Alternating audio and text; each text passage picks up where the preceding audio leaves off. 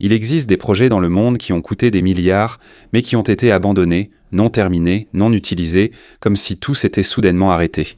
Mais la question est, pourquoi ? Voici les 12 projets les plus chers qui ont finalement été abandonnés.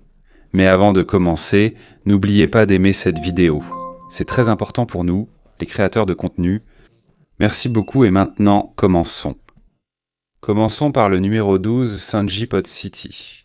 En 1978, un promoteur a commencé à construire une station balnéaire étrange à Taïwan, près de Taipei. Le projet était de créer une station de vacances pour les soldats américains basés en Asie. Mais ce n'était pas une station ordinaire. Les maisons avaient la forme d'ovnis ressemblant à des vaisseaux spatiaux posés sur le sol. On les appelait des maisons capsules, ce qui signifie qu'elles étaient préfabriquées en usine, puis simplement installées sur place. Beaucoup de ces maisons ont été construites au bord de la falaise face à la mer. Elles avaient l'air modernes, futuristes, mais après 2 ans, le projet s'est soudainement arrêté. En 1980, le projet a été abandonné. La raison officielle était le manque d'argent. L'investisseur a fait faillite, donc la construction n'a jamais été terminée. Mais il y a une autre histoire qui s'est répandue parmi les gens. Pendant la construction du site, les ouvriers auraient détruit une statue de dragon pour élargir la route. Selon la croyance chinoise, le dragon est un protecteur, et si tu le détruis, il y aura de mauvaises conséquences. Après cela, les accidents se sont succédés sur le site. Il y a eu des morts. Certains se sont soudainement suicidés. Et à cause de cela, les ouvriers ont eu peur. Ils ne voulaient plus revenir. La rumeur s'est répandue que l'endroit était maudit. Certains affirment qu'autrefois, c'était un cimetière à l'époque des Hollandais. Les investisseurs se sont finalement retirés et le projet a été abandonné. Pendant près de 30 ans, les maisons sont restées debout, abîmées, rouillées et envahies par la végétation, jusqu'à ce que l'endroit devienne célèbre auprès des explorateurs et des touristes. Il a même été utilisé pour le tournage d'un clip MTV. On l'a appelé « Les ruines du futur ». En 1989, quelqu'un a tenté de relancer le projet. Il a investi 24 millions de dollars, mais les ingénieurs ont constaté que les maisons ne résistaient pas aux séismes à Taïwan, et elles ont de nouveau été abandonnées. La démolition a commencé en 2008, et en 2010, il ne restait plus rien. Il n'y a plus que des photos comme preuve de son existence. Numéro 11, Saturn Unique Tower. Bangkok est connu pour ses immeubles très hauts, mais il y a aussi beaucoup de bâtiments inachevés. On les appelle les tours fantômes. Des immeubles qui ont été commencés mais abandonnés. En 1997, l'économie de la Thaïlande s'est effondrée. On appelle cela la crise financière asiatique. Une grande crise qui a stoppé de nombreuses entreprises. À cause de cela, plus de 300 projets se sont arrêtés. L'un d'eux est la Saturn Unique Tower, le gratte-ciel abandonné le plus connu d'Asie du Sud-Est. Il était prévu d'en faire une tour résidentielle de luxe de 49 étages, au cœur du quartier financier de Bangkok. La construction a commencé en 1990. Près de 1,8 milliard de bahts thaïlandais ont été investis. Cela équivaut à environ 70 millions de dollars américains. En 1997, il était achevé à environ 81%. Tout le bâtiment était déjà construit. Il était presque terminé, mais soudain, la crise est arrivée. La crise financière asiatique. Un grand effondrement économique en Asie. L'entreprise qui finançait le projet a fait faillite, et en seulement quelques semaines, la construction s'est arrêtée. Le projet n'a pas pu continuer. La situation est devenue encore plus compliquée à cause des problèmes personnels du promoteur. En 1993, Rang Santorswan a été arrêté et accusé d'avoir planifié le meurtre d'un haut fonctionnaire du tribunal. L'affaire a duré 15 ans. Il a été condamné en 2008, mais acquitté en 2010. Pendant ce temps, son fils Pantasak Torswan a dirigé l'entreprise. Il a refusé de vendre le bâtiment si les acheteurs initiaux n'étaient pas entièrement remboursés. C'est pourquoi, à ce jour, la tour reste bloquée par des problèmes juridiques et financiers. On ne savait pas clairement ce qu'il allait devenir, mais pendant qu'il restait à l'abandon, autre chose s'est produit. Des explorateurs urbains ont découvert qu'on pouvait y entrer, à condition de soudoyer le gardien. Et pendant plusieurs années, des centaines de personnes montaient ces 49 étages chaque week-end. Sans rambarde, sans sécurité, les côtés étaient ouverts, c'était dangereux. Mais la vue d'en haut était magnifique. On pouvait voir toute la ville de Bangkok, la rivière Chao Phraya et les temples dorés, comme le Wat Yanawa. Pendant ce temps, au sous-sol, il s'est rempli d'eau et est devenu l'habitat de milliers de poissons pour contrôler les moustiques. En 2017, il a même été utilisé comme lieu de tournage pour le film d'horreur thaïlandais The Promise. Mais aujourd'hui, il est fermé. Il est strictement surveillé. Et toute personne qui y entre peut désormais être arrêtée. La Ghost Tower est toujours debout jusqu'à aujourd'hui, inachevée. Elle n'est pas utilisée, 80% terminée. Elle se dresse silencieusement au milieu d'une ville asiatique animée et moderne. Numéro 10, parc d'attractions Wonderland. À environ 20 miles au nord de Pékin, sur la route menant à la Grande Muraille de Chine. Un château de contes de fées y a été construit. Ce n'est pas un vrai château, c'est une partie d'un grand parc à thème. Il s'étend sur environ 120 acres. Ce parc devait devenir le plus grand d'Asie, avec montagnes russes, village médiéval, zone commerçante, hôtel de luxe et aire de jeu intérieur. Le château, symbole du site, devait être visible depuis l'autoroute, comme un appât pour attirer les gens. En 1997. Mais seulement un an s'est écoulé. Tout s'est arrêté. Pourquoi ? Il y a eu un problème avec le terrain. Le promoteur et les agriculteurs locaux ne se sont pas mis d'accord sur le prix de leurs terres, les familles ne sont pas parties, et le gouvernement n'a pas non plus résolu le problème. C'est pourquoi le projet a été arrêté et complètement abandonné. Au moment où les fonds ont été épuisés, une grande partie du parc d'attractions Wonderland avait déjà été construite. La structure du château était déjà en place. L'ancien design comporte des parties en acier et une large étendue de béton. C'était presque fini, mais ils ont abandonné. C'est alors que les choses ont commencé à devenir étranges. Les anciens propriétaires terriens, les agriculteurs, sont revenus. Ils ont repris la propriété. Et c'est là qu'ils ont recommencé à cultiver, juste au milieu des bâtiments inachevés. Il existe des photos de 2011 montrant de vastes plantations entre les tours en béton du château inachevé. Il y a des agriculteurs qui se reposent dans certains endroits, à l'ombre des murs inachevés. L'apparence est vraiment étrange. C'est comme un mélange de fantaisie et de réalité. Un parc à thème qui est aussi devenu un champ. C'est pourquoi certains l'appellent le champ de maïs le plus cher d'Asie. Quelqu'un a tenté de relancer le projet en 2008, mais les ingénieurs ont découvert qu'il ne pourrait pas résister à un tremblement de terre dans la région. C'est pourquoi il a finalement été démoli en 2013, et en 2015 il a été remplacé par un centre commercial. Numéro 9, Michigan Central Station. Elle se trouve à Détroit. En 1913, c'était l'une des plus grandes gares du monde. Elle a été conçue par les mêmes architectes qui ont réalisé le Grand Central Terminal à New York. À l'intérieur, il y avait des sols en marbre, un plafond élevé et de grandes colonnes. La tour au-dessus atteint 18 étages, et à son apogée, plus de 4000 personnes y passaient en chaque jour. C'était un symbole de la puissance de Détroit. Une ville connue pour son industrialisme. Mais tout cela a fini par changer. Les voitures sont devenues plus nombreuses, les gens ont préféré conduire plutôt que de prendre le train. Le nombre de passagers a progressivement diminué jusqu'à ce que l'activité s'effondre complètement. Le 6 janvier 1988, le dernier train d'Amtrak est parti et après cela, la gare a été fermée. Pendant plusieurs années, elle a été détruite. Le métal, les câbles et même les lumières ont été pris. Tout ce qui pouvait être pris a été emporté. Le toit a été endommagé. La pluie s'est infiltrée. Et l'intérieur du bâtiment est quand même devenu un abri pour les oiseaux. Pendant 30 ans, cela a été un symbole de la chute de Détroit. Elle est apparue dans des films comme Transformers et dans les clips musicaux d'Eminem. De nombreux projets ont été proposés pour la rénover, mais aucun n'a abouti. Jusqu'en 2018, lorsque la Ford Motor Company l'a achetée pour 90 millions de dollars, et ils ont investi près de 950 millions de dollars pour lui redonner sa splendeur d'antan. Cela a pris 6 ans et plus de 1,7 million d'heures de travail de la part d'ouvriers qualifiés. Certaines personnes ont secrètement rendu des objets volés, y compris une partie de l'horloge originale du hall de la billetterie, alors que la nouvelle de la restauration de la gare se répandait. La Michigan Central Station a rouvert en juin 2024 avec un concert d'ouverture de Diana Ross et Jack White, après avoir été abandonnée pendant 36 ans, et lorsqu'elle a rouvert, elle avait presque le même aspect qu'en 1913. Mais maintenant, le toit ne fuit plus et tu n'as plus besoin de grimper par une fenêtre cassée pour atteindre l'étage supérieur. Numéro 8, Coleman's Cove. En 1908, un cheminot nommé Zacharias Lewala a aperçu quelque chose qui brillait dans le sable près de Lüderitz, qui faisait alors partie de l'Afrique du Sud-Ouest allemande. Il l'a ramassé et l'a montré à son superviseur, August Tausch. C'était en fait un diamant, et pas n'importe quel diamant.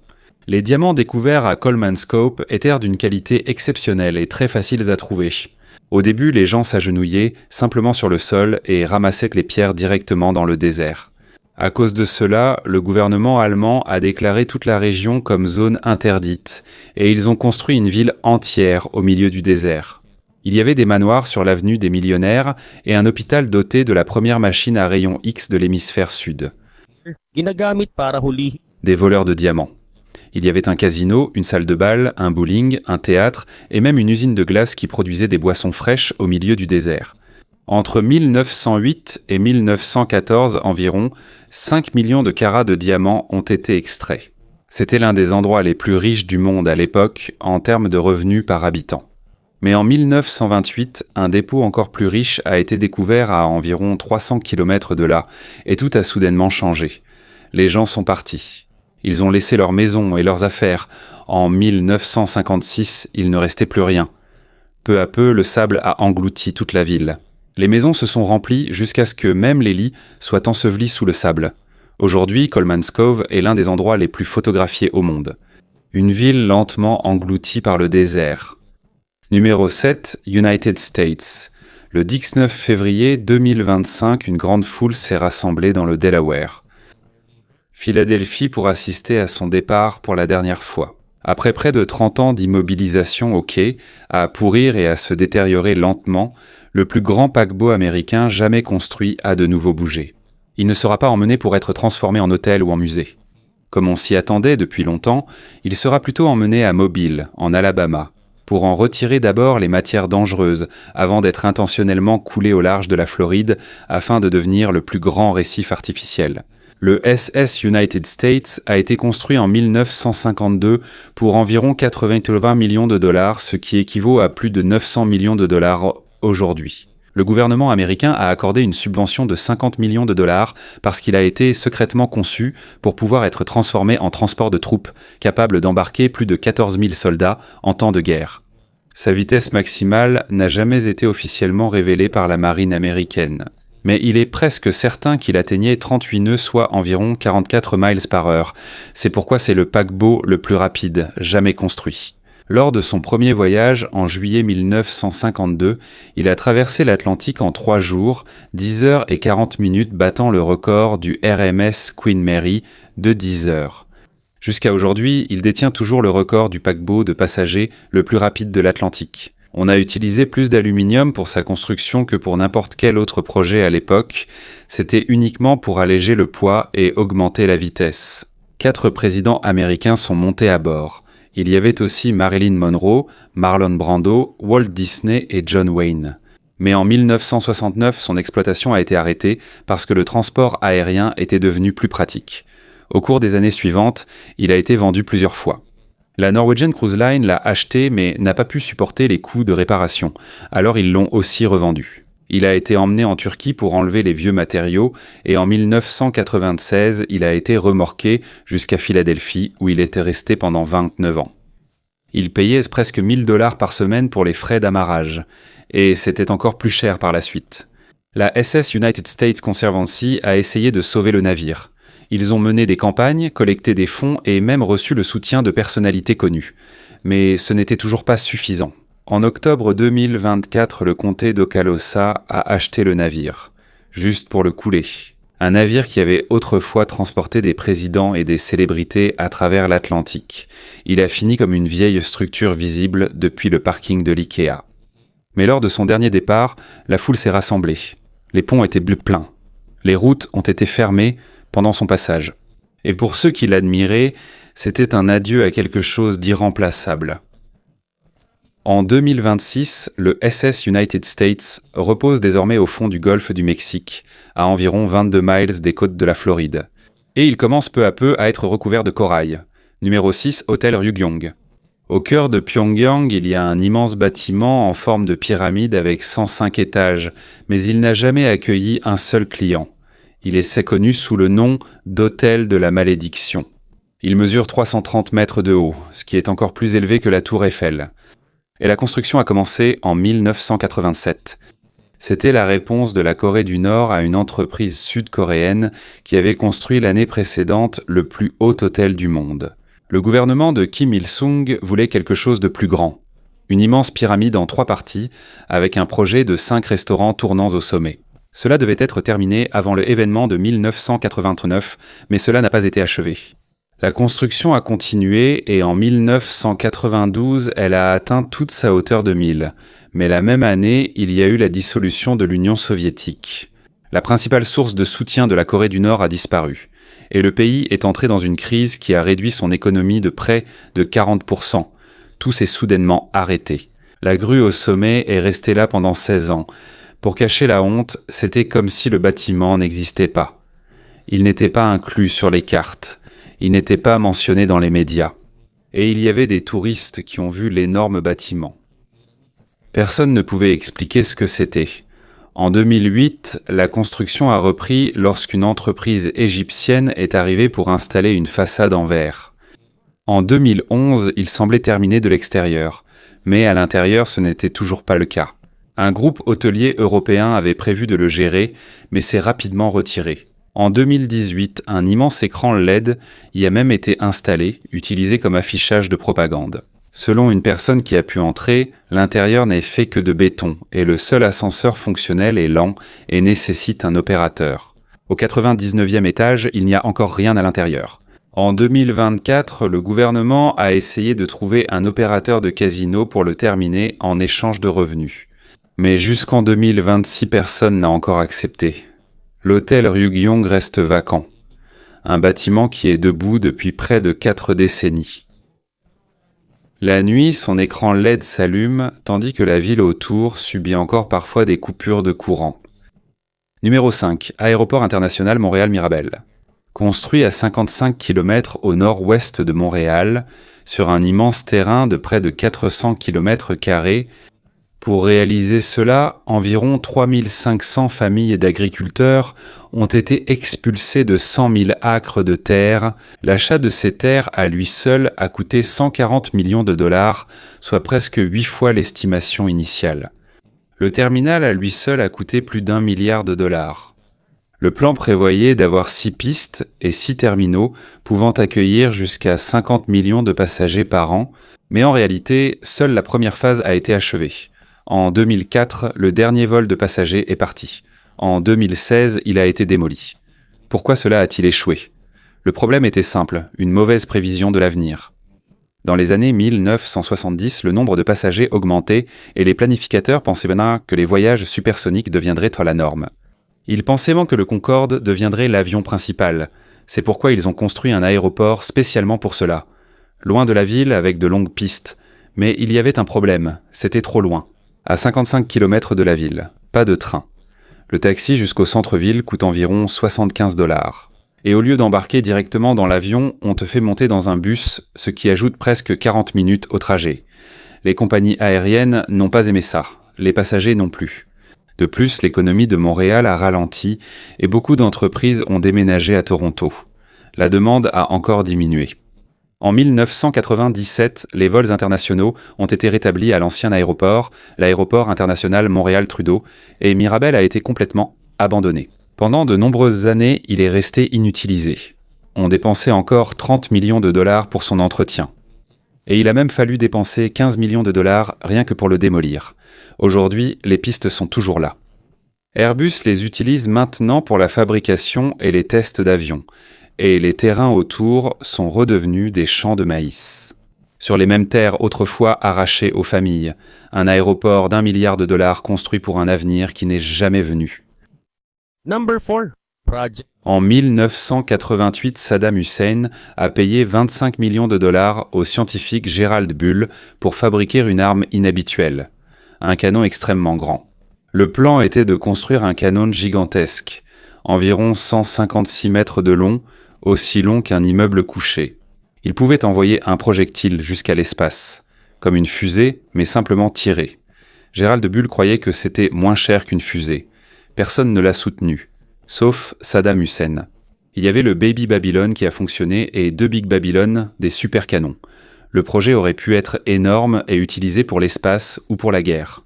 Mais Gerald Bull a été tué et tout s'est complètement arrêté. Numéro 3, Centralia.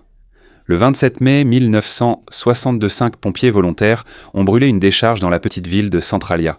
C'était une opération de routine. Ils faisaient cela chaque année pour brûler les déchets avant le Memorial Day. Mais il y avait une chose qu'ils ignoraient. Cet endroit était autrefois une mine de charbon. Et en dessous, il y avait une ouverture reliée aux anciens tunnels. Le feu est descendu sous terre et a trouvé une veine de charbon. C'est là que les problèmes ont commencé. Le feu ne s'est jamais éteint. Jusqu'à aujourd'hui, cela brûle encore sous la ville. Selon les experts, cela pourrait continuer pendant encore 250 ans. Au début, l'effet était minime. Mais avec le temps, la situation s'est aggravée. En 1981, un enfant a été englouti par un gouffre. Il y avait encore de la vapeur chaude. Il a survécu, mais il était clair à quel point la situation était grave. Ils ont essayé d'éteindre le feu, ils ont creusé, versé de l'eau, utilisé des produits chimiques, mais rien n'a fonctionné. En 1983, on a estimé qu'il faudrait jusqu'à 600 millions de dollars pour l'éteindre complètement. Et la majeure partie de la ville serait détruite. Alors, ce que le gouvernement a fait, c'est qu'il n'a pas résolu le problème. Ils ont simplement payé les gens pour partir. En 1992, ils ont utilisé la loi pour acheter toutes les propriétés et expulser les derniers de résidents. Petit à petit, la ville a disparu. Les maisons ont été démolies. Seules les routes sont restées. Il ne reste plus que de l'herbe là où vivait une communauté. Aujourd'hui, environ 5 personnes y vivent encore. Un feu silencieux brûle sous la terre. Une ville a disparu à cause d'un petit trou. Le 15 novembre 1988, l'Union soviétique a lancé sa propre navette spatiale. Buran, ce qui signifie « tempête de neige ». En apparence, elle ressemble presque à la navette de la NASA. Mais il y a une grande différence. Elle n'a pas de moteur principaux propre. Elle est transportée dans l'espace par une fusée séparée appelée Energia. Encore plus surprenant, elle n'a pas de pilote. Du lancement à l'atterrissage, seul l'ordinateur contrôle le vol. Elle est montée en orbite, a fait 2 fois le tour de la Terre et est revenue sur Terre en 3 heures et 25 minutes. Et le plus impressionnant, c'est qu'elle a atterri presque exactement au centre de la piste. Il n'y avait qu'une erreur d'environ 3 mètres, à l'époque, même les systèmes entièrement automatiques ne pouvaient pas faire cela. Le projet était immense. Plus de 150 000 ingénieurs et ouvriers y ont participé. Et après avoir dépensé environ 20 milliards de roubles, ce qui équivaut aujourd'hui à environ 16 à 30 milliards de dollars. Mais même si le premier vol a été un succès, il n'a jamais été répété. En 1989, le mur de Berlin est tombé, et en 1991, l'Union soviétique s'est complètement effondrée. Le projet a perdu son financement et sa raison d'être. En 1993, Boris Eltsine l'a officiellement annulé. La navette a été laissée dans un grand bâtiment à Baïkonour. Personne ne s'en occupe et elle n'est plus utilisée. En 2002, le toit s'est effondré. La navette a été ensevelie et 8 personnes sont mortes. Il y a un autre Buran qui était presque terminé, à 97% complet, mais il n'a jamais volé non plus. Jusqu'à aujourd'hui, il est simplement entreposé. C'est ce qui est particulier avec Buran. Il n'a pas échoué, il n'a pas failli, il a réussi. Mais le pays qu'il a construit, l'Union soviétique, a disparu. Un projet parfait qui a été abandonné à cause de l'effondrement du monde autour de lui. Numéro 1, le supercollisionneur supraconducteur. En 1987, Ronald Reagan a annoncé un projet qui aurait dû devenir la machine scientifique la plus puissante du monde. Une machine gigantesque qui accélère des particules, encore plus grande que le grand collisionneur de Hadron en Europe. Le plan prévoyait un tunnel souterrain de 87 km de long, plus de 3 fois plus grand que le LHC, et capable d'atteindre une puissance de 40 téraélectronvolts. C'est presque 3 fois ce que le LHC peut faire. Il utiliserait 4700 aimants spécialement conçus pour ce type de machine et 2 millions de litres d'hélium liquide pour rester extrêmement froid pendant son fonctionnement. S'il avait été terminé, il aurait peut-être découvert le boson de Higgs une décennie plus tôt que l'Europe. La construction a commencé en 1991. Ils ont creusé 17 puits et construit 23 km de tunnels, près de 2000 ouvriers y ont participé. Mais au fil du temps, les problèmes se sont aggravés. Le budget initial de 5 milliards de dollars a dépassé les 10 milliards de dollars. Et le 21 octobre 1993, le Congrès des États-Unis a voté pour arrêter le projet. Même Bill Clinton voulait continuer le projet, mais il a signé son arrêt. Ce n'est pas seulement de l'argent ou un tunnel qui ont été perdus. L'Amérique a aussi perdu l'occasion d'être la première. Sur l'une des questions les plus profondes de la science, en 2012, l'Europe a découvert le boson de Higgs grâce au LHC. Mais si le SSC avait été réalisé, il est semble possible que l'Amérique ait été la première à le faire. Et ils auraient peut-être découvert encore plus de choses que nous ignorons encore aujourd'hui. Aujourd'hui, les tunnels sont toujours là, enfouis sous le Texas, remplis d'eau et abandonnés. Un projet qui aurait pu expliquer comment fonctionne l'univers, mais il a été arrêté à cause des coûts et de la politique.